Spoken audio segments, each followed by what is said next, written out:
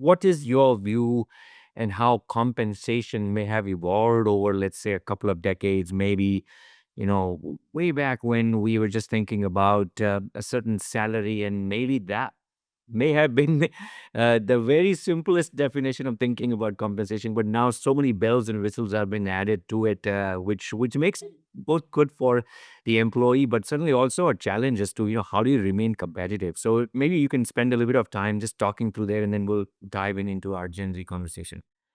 Sure, absolutely. Yes. And the compensation, it's always great to begin this, from the ABCs, the base, the basics. Compensation at the end of the day is to compensate somebody for something.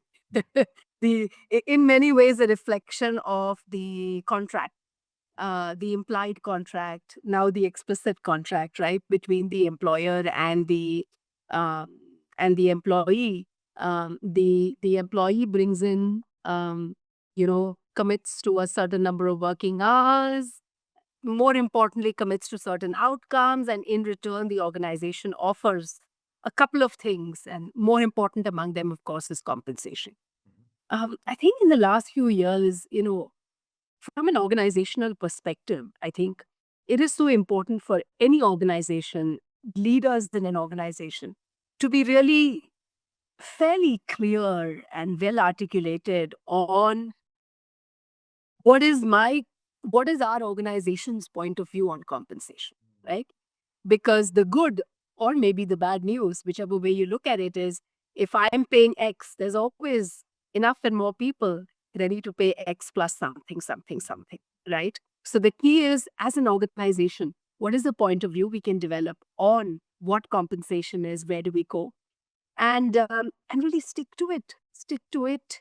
Um, Based on what we see from the market data, based on the trends, based on what our employees are telling us, right? Because that is, at the end of the day, the core. The proof of the pudding is in the eating. Am I able to attract employees? Am I able to retain employees?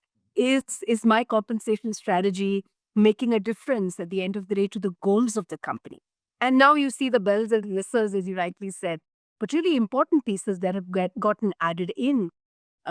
The use of variable pay, right? Sales incentive programs, bonuses linked to organization outcomes, top line, bottom line, other key metrics.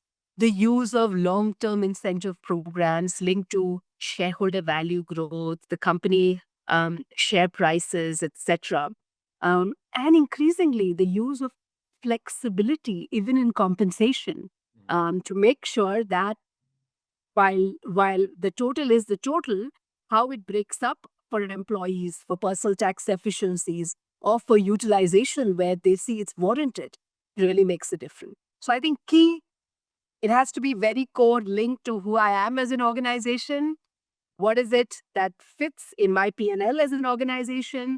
And what is the kind of talent market I am playing in? Who am I attracting? Who am I retaining? And it is indeed very much this multi-generational reality as we speak today. So comp, yes, but never to forget the value of the benefits dollar in the entire piece, because they help in putting together that entire total package.